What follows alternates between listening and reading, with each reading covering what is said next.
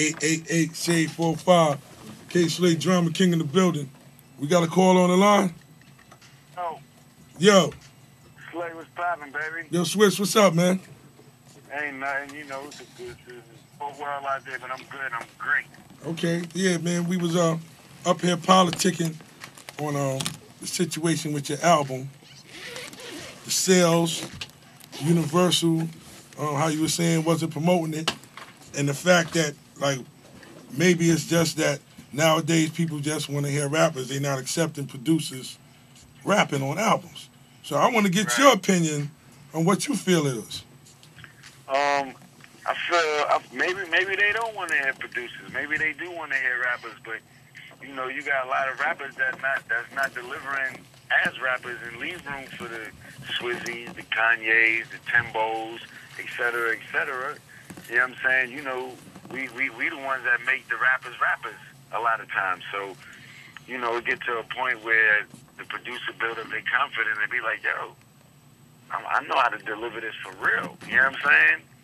But in my case, I don't even consider myself a rapper. I consider myself an entertainer. You know what I'm saying? You know, you got people like T.I., like that's a rapper. Hov, that's a rapper. Pap, that's a rapper. Cass, those are rappers. Wayne, like they eat and sleep that every day. You know, this is not my day job. You know what I'm saying?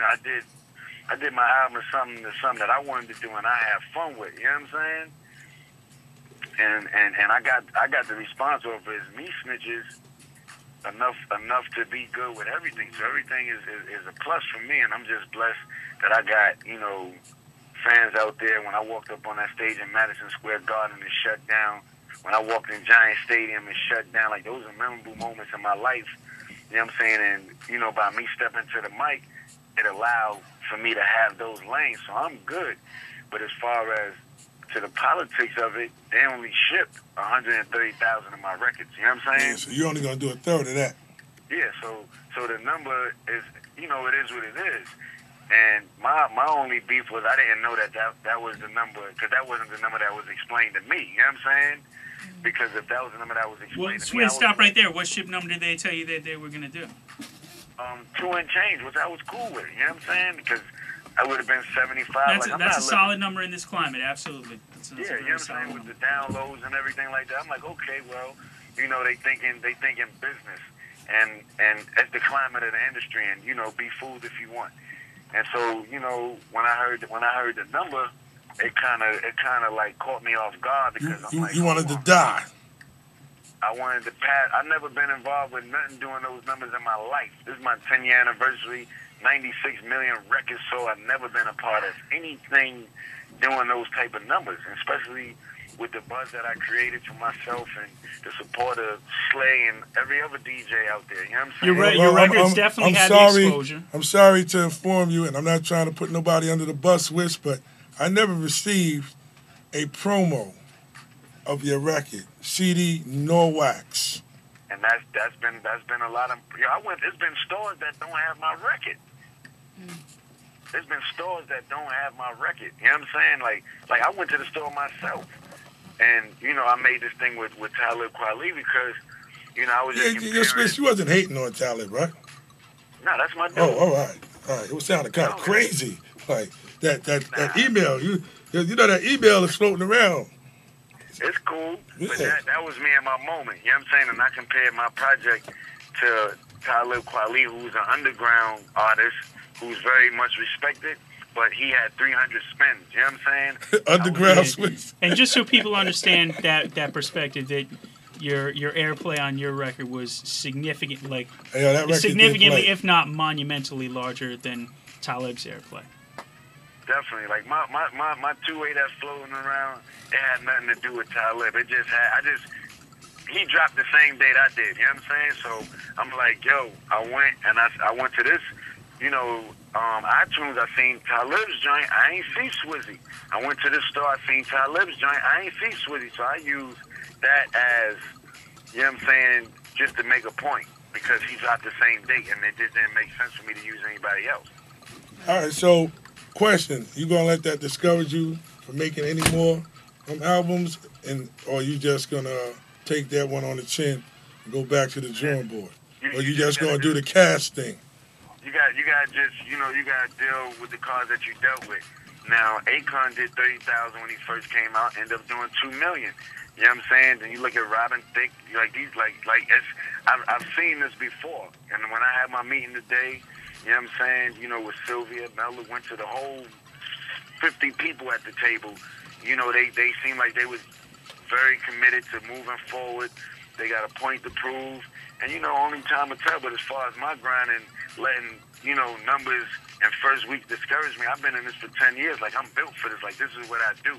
You know what I'm saying? And it's actually people out there that really like what I'm doing, what I'm saying on the mic. I'm not trying to be the most lyrical, the best rapper in the business. I'm just having fun doing what I do. And 2007, I felt that I carved that switch lane to where I really got my identity, whether I can bang out a hit or whether I can say what I want, what I need to say on the record, and got niggas and got people going crazy. You know what I'm saying? I'd have been up there with about 100 yards of fucking rope, some duct tape.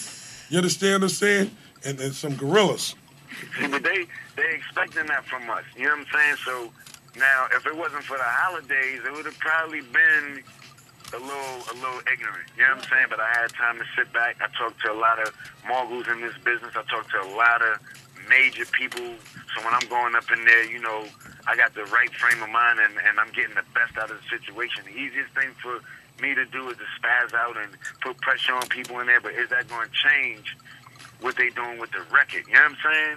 Or is that going to make people go in the hole? So it's like, we get there, okay, that's your plan, yeah, because they happy with the numbers. All right, so check it. So what about second week? What if the second week is less than half? Then can we pull out the duct tape in the rope? I mean, everybody's second week is doing that drop. You know what I'm saying? My thing is not the second week. My thing is what we doing after September. How we looking after September? Because that's when everything balances out. The prices and everything, retail goes normal. You know what I'm saying? Then you can really see what it is. See, it's just kind of crucial with the time you drop, because unfortunately you got like 50 and Kanye coming on the 11th. You understand? It's not like 2 months was coming by where you really had B and C artists. Like, you got some fucking A artists, Chameleonaire, get ready to drop, get ready to come behind. So that means they got to really, whatever they're going to do it right. I mean, bottom line, I'm a new artist, Slay. I gotta take it upon myself to hit that road. You know what I'm saying? There's still markets, there's still an audience that I didn't even break yet, and I gotta be real with myself. And the easiest thing for me to do is blame the label, but you know what I'm saying? Like, I'm more of a thinker, like I'm more of a strategic person. So, I'm not gonna lose. I'm gonna tell you right now, Swizz, I'm not gonna lose. Swizz, duct tape, rope. Well, that leads me to my question, because in the email you were saying that you were sorry for being a waste of time. Do you feel like you did anything wrong for this project to be the way it is now? He was talking in terms of the way they probably handled it, right? What you mean by that? Just like, it was, coming from, like I said before, the Madison Square Garden thing, and coming from these things, it's like, all of that was that like a waste of time? Like, all this extra stuff, like, it's, if that was a waste of time and we couldn't, benefit off it, I'm sorry for being a waste of time. I was kind of being sarcastic. I'm not going to lie right there. Okay. 888-SHADE-45.